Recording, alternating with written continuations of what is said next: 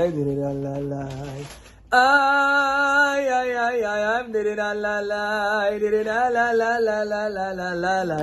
Tov, Rabotai. We're here on this wonderful Wednesday morning. We are Baruch Hashem meriting to come and study Hashem's Torah, and we'll start with a little Divrei Musar before we get into our topic of tzedakah. What is the secret to a success of a person in this world? What is the secret? To be happy, tzedakah. That's important. Everything what he has. That's important. That's true. That's it. Says the Ramchal that יסוד החסידות ושורש העבודה התמימה הוא שיתברר ויתאמת אצל האדם חובתו בעולמו. Says the Ramchal, you have to know you were sent here on a mission. And most people, they lose sight of this mission. They lose where they're going, what they're doing, they have no direction. That's why you ask somebody, are you happy? He says to you, no. Why are you not happy? Because he lost sight of his mission. The first stage or step in becoming a happy person is by filling the neshama with what it needs. By giving the neshama its nourishment, and by filling it with the goals and the direction that a person needs to take in life. And says the Ramchal that the bedrock of piety, v'shoresh ha'avodah tmima, you want to be a happy person, you want to connect to Hashem, hu sheitbarer v'yit'amet etzel ha'adam chovato be'olamo. It has to be mitbarer. You know what it means, mitbarer? Clear. V'yit'amet. It has to be emet. He has to verify ma chovato be'olamo, what is his obligation in this world. You have to know, what is my mission? Connect to God. You have a guy, you ask him, what do you do all day? Nothing. I just go with the flow. So how are you going to be happy? How can you be happy if you go with the flow? You have to have direction. Ma chovato be'olamo, you have to know, my name is BBB. What is my mission in Olam Hazeh? What is my direction in Olam Hazeh? Why did I come to this world? What is my goal? Ma chovato be'olamo. What is his goal in his world? What does that mean, his world? That each person is unique. Each person has a unique talent. Each person is a unique person, individual. We're not all going to become Rabbi Akiva Eger. We're not all going to become Rabbi Ovadia Yosef. We're not going to become Rabbi Moshe Feinstein. We have to be the best we's that we can be, but our potential is great. And you know when you feel sad? It's because your neshama feels, I'm not bringing my potential into manifestation. You feel, I'm just blahing. I'm in June, blah. And guess what? A few weeks, boom, in the middle of July, like, wow, my semester is almost starting right now. Another few weeks, wow, I'm going to work. Another few weeks, I don't know what, you're almost graduating. Unbelievable. Machovato be'olamo means, what is my obligation in Olam Hazeh, means don't take your eyes off the prize. If you take the eyes off the prize, you lose. Imagine you're a football player, and the quarterback throws you a ball. He throws you the ball. Imagine you're running, you look up once, you look down, you continue running now. Habibi, don't take your eyes off the prize. You gotta keep your eyes on the prize, you gotta keep your eyes on the ball. If you go like this all day, but you're not looking at the ball, you're not gonna catch it. Yes? You have to catch it. And how are you gonna catch it? By looking, by having a direction, by keeping your eyes on the prize. So too, one of the main secrets to Simcha in Olam Hazeh is manifesting potential into manifestation. It's taking from a koach and bringing it into poal. Taking from potential energy and bringing it into manifestation. We have to sit down with ourselves and be honest with ourselves and ask, what is my personal mission in Olam Hazeh? Where do I want to be in 5 years from now? So good, I want to have a nice house, Hazak Baruch, a nice car, some nice shoes, some nice this, some nice that. Happy with my wife, Beseder. All very nice answers, beautiful. But is that going to make you happy? Maybe, maybe not. You have to know that there has to be a spiritual nourishment. You have to feel a spiritual gain in order to feel happy. And the only way you'll do that is if you sit down with yourself and ask yourself, Ma chovati be'olami, what is my obligation in Olam Hazeh?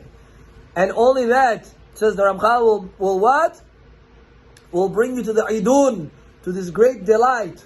He says, our rabbis say that the person was created li'it'aneg al Hashem v'le'anot miziv shchenato. Person was created li'it'aneg al Hashem, to delight in God. You have to have Hashem's shechina on you. When God's holy divine light rests on you, you're happy. And the whole world is yours. You can buy, you can sell, people are nice to you, everything goes your way. Why? You have the shechina. But tilbash ester malchut. You have the shechina with you, you're good to go. How do you get the shechina? By removing all the bad character flaws jealousy, envy, anger, I don't know what. Remove all the character, ego. Remove the character flaws by doing as many mitzvot as possible. And by default, when you have midot tovot, ma'asim tovim, and Torah and mitzvot, by default the Shekhinah rests on you. Could be a man, you could be a lady, doesn't matter. The Shekhinah will rest on you, and when the Shekhinah rests on you, you feel a happiness, a delight, and a idun that's greater than all of the greatest delights in the world. Because all of their delights are physical, they're finite, they're limited. Yes, you eat a bagel, you drink some coffee, Azak Baruch, you're happy for a few minutes and that's it, it's done. That pleasure is gone. But when you have a spiritual delight, when you attain something, you finish a mesechet, you say, I was gomer a mesechet. I spent a month in Israel, 5 weeks in Israel. Yeah, I have an accomplishment, something with me. Yes? When you look back in history, when you look back at old pictures, you never say, wow, that was a delicious sandwich, I miss those days. Never happens. It was a delicious sandwich. Yes? What do you miss? I miss those days when we used to gather together, Pabratsky. We used to have we were a close friendship, we had a bond. When it was real, when it was deep. Not physical things. When there was meaning, there was purpose. That's the days we miss. Why people like Israel so much? I miss those days in Israel. Not because they make the best sandwiches. That's not why. It's because it was real. It was more than just the gashmi. It was touching the neshama of a person. And that's why we miss it. When you look back at the old pictures, yes, you're going to miss that closeness that once was, yes, the happiness that we had for each other, that bond that was, because this is all kohot of the neshama, yes? And that's why, Rabotai, we have to make sure that our goals are always in check. We have to ask ourselves, am I fulfilling my mission in this world? Because time takes over, meaning the days, they go by very, very fast, very fast. I'm getting scared. It's June. It's in the middle of June. My wife texted me 2 days ago, don't forget our anniversary is coming up. I said, aren't we in January? I honestly thought we were January, February, maybe March. Are you kidding me? From where? How did you... She gave me a few months notice, by the way. Baruch Hashem. Smart. But, yeah, you can't tell the guy the day before. That's very bad. But be that as it may, we're in the middle of June. How did we get here? My kids are almost done with school. Yeah. And what's the summer like? Chick, back to school. Unbelievable. So we must stop time. How do you do that? Not just by learning Torah. By learning Torah, by doing mitzvot, by spending time with your family. By doing things sometimes out of your normal day-to-day. You know what makes time go by very fast? Every day is the same. You get up in the morning, you come, you go, you sell some diamonds, you come back home, the next morning the same thing, the next day the same thing, the next day the same thing, Shabbat. Then again, Shabbat. Then again, Shabbat. You're done with the month already. Right? So every once in a while you have to stop and you have to change the scenery. A little bit to change the scenery. Call your friends, go on a nice barbecue, invite the rabbi, sit together. Do something that's a little different. That's called slowing down time. It's called making the time count. It's called manifesting, meaning into time. And that's very important. And not just to go through the motion, because believe it or not, even me, I ask myself, how did I get to Wednesday? So yesterday and the day before, I had very productive mornings, till about 2, 3, 4 o'clock. And then at night, I had this 5 hours something that I needed to be part of. It's a lot of time. I felt like I was dying. 5 hours of my life. You know what I mean? It's mamash. Person feels like he's dissipating his neshama. You wake up, it's Wednesday morning, you're like, oh my God. Yeah, you wanna have something. You wanna have something tangible. I did something this week. I accomplished something this week. I finished the Perek. I finished the Mishnah. I finished the Gemara. I did some Hesed. I gave some tzedakah. I was nice to my wife. Spent time with my family. You gotta make the time count. We are gonna start our topic. We are on the topic today of tzedakah. With your permission. Says the Rabbi, it is good for a person to give tzedakah in the morning. In the morning, before shacharit. Hashem is compassionate to those who act mercifully toward the poor. When you're merciful to the poor, Hashem is compassionate with you, has patience with you. Anyone who gives a coin to a poor person will be rewarded with 6 blessings. But if he also encourages him, he says, don't worry, Daragoy, here's $1,000. You're going to be successful. You got this. I believe in you. You encourage him. It doesn't have to be even $1,000. It could be $1. Well, I don't know about $1. Maybe $5. You mechazek him, you give him strength, you give him, I hope you succeed, you give him a bracha. You encourage him, says the Gemara, you get 11 blessings. Even for the boy. So yesterday we said you could give tzedakah to the goy, but it shouldn't be majority. It should be $1, $2, whatever it is. Nothing. Ну просто спрашивают, надо же гоям тоже, они же тоже люди. Okay, you could give to the goy. Now, anyone who gives tzedakah has no need to be blessed by other people. You don't need other people's blessings. Why? He will be blessed automatically. Even if someone else curses him, that curse will be transformed into a blessing. Why? He gives tzedakah. And he will be invulnerable to the evil eye. Ayin hara, he's protected from ayin hara. Why? I'll tell you a hidush. It doesn't say this here, but I'll tell you why. When you give tzedakah, the yesod is mashpia to the malchut. So you're talking about like if you give maaser. Maaser, tzedakah, you manifesting shefa, you become a bestower. Yes? In the Kabbalistic books, Yosef is considered the yesod, and he is the manifester to the malchut. So too, when you behave like Yosef, then you become Ben Porat Yosef, distant from evil eye. The mitzvah of tzedakah fends off Hashem's harsh decrees. Even if someone has already been sentenced to be punished by Hashem, by heaven, the judgment will be repealed. The act of tzedakah promotes world peace. Through the mitzvah of tzedakah, Tikonen Malchut Bet David, the kingdom of David will be reinstituted. Why is it good to get tzedakah before you shacharit? Because shacharit, you're coming to ask Hashem for tzedakah. The Zohar says, before you pray, you have to think of yourself, Ozer Dalim. Hashem helps poor people. And you have to think to yourself, I'm a poor person. What poor person? Rabbi, I got 100 kilos of gold under my mattress. I'm not poor. You have to think of yourself as a poor person.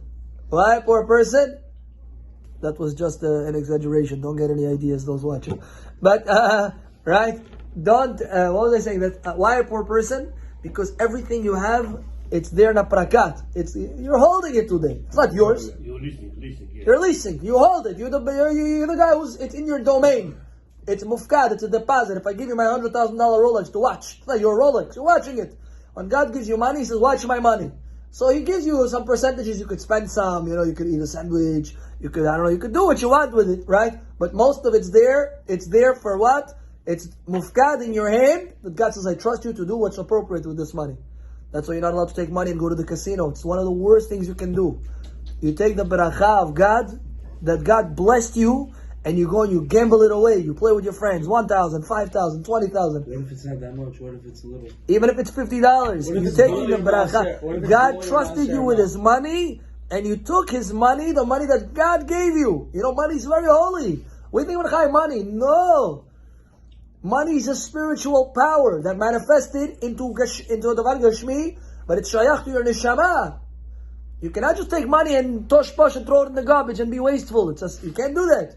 You're disrespecting the beracha of God. You go to the casino, or you play with your friends, chess tournament, or poker tournament, or I don't know what tournament, $500 each, whatever it is, right?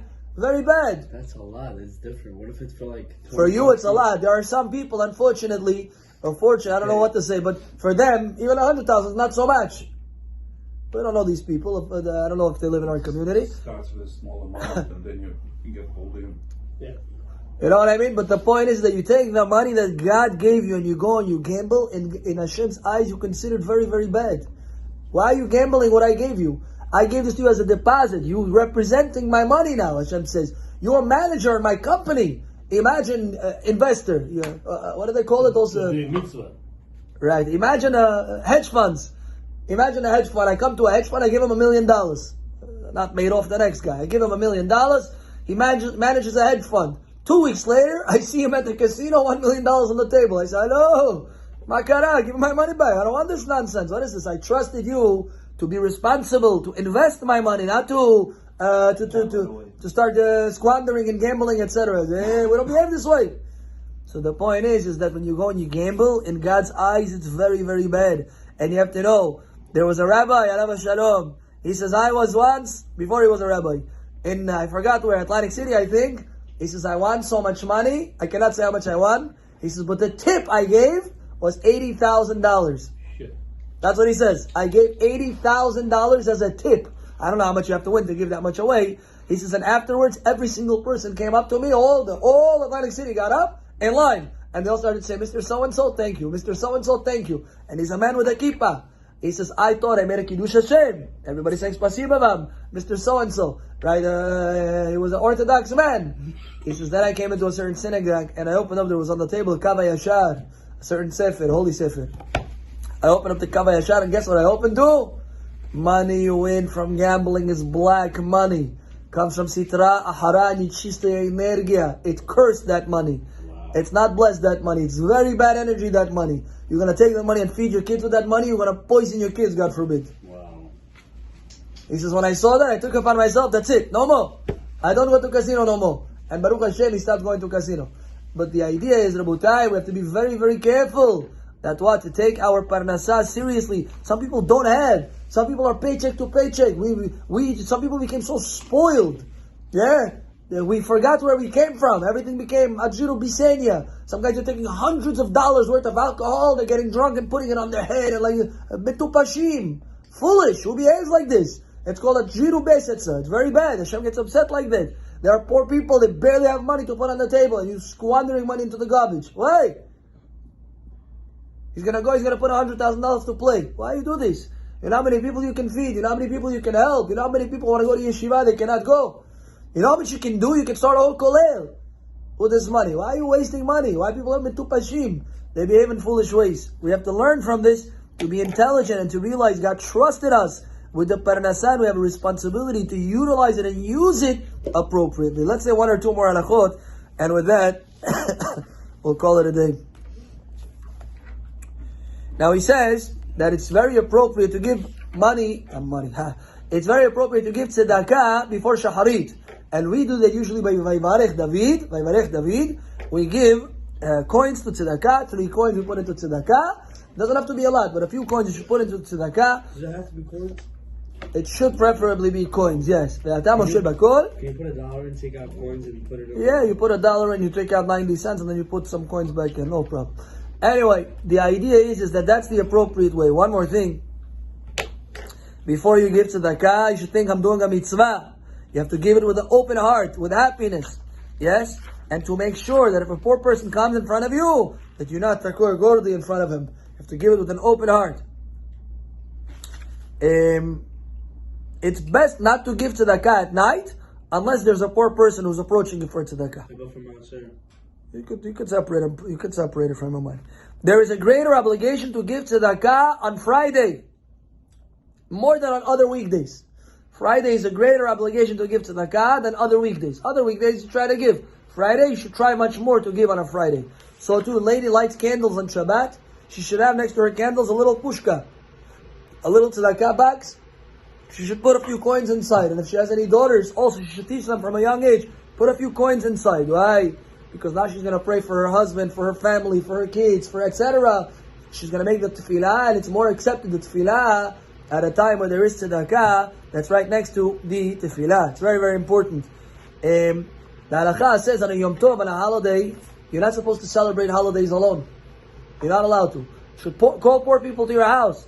But what are you going to do? You're going to say, I don't know. Some people have no space. Some people are scared of COVID. So at least what you should do is find a poor person and maybe slide him $100 under his door. Or $10 or $5, doesn't matter. I don't know, you're not going to slide somebody $5 under his door. But you find a way to help the poor person before the praznik, for him to be able to go and buy wine and buy meat and take care of himself, etc. It's like he ate in your house. Как будто он у вас дома. Или у вас мясо уже есть готовое. You have your, your kaile, your gosh gije. You put it on a langiri, you come to your neighbor, you tell him, here you go, Johnny Akesh, this is for you. Also tzedakah. That's also tzedakah. You take him a bottle of wine, this is for you. Also tzedakah if the neighbor is poor. And this is very important. Why does Hashem want us to give tzedakah? Why? He wants us to learn to be compassionate. How do you say compassionate? Milaserdia. To have compassion. He wants us to have compassion. When you have compassion toward Hashem's children, Hashem says, you my child, I'm going to have compassion toward you. What goes around comes around, midah kinegit midah. And when you understand that God gave me this money, and some of it, not all of it, some of it I have to give away to help other people. God says, I'm going to give you barakah in what you do, and I'm going to make you happy. You're going to have good in your life, and you're going to live long, Bezrat Hashem, and many, many more blessings to come. Baruch Adonai Le'olam. Amen. Amen.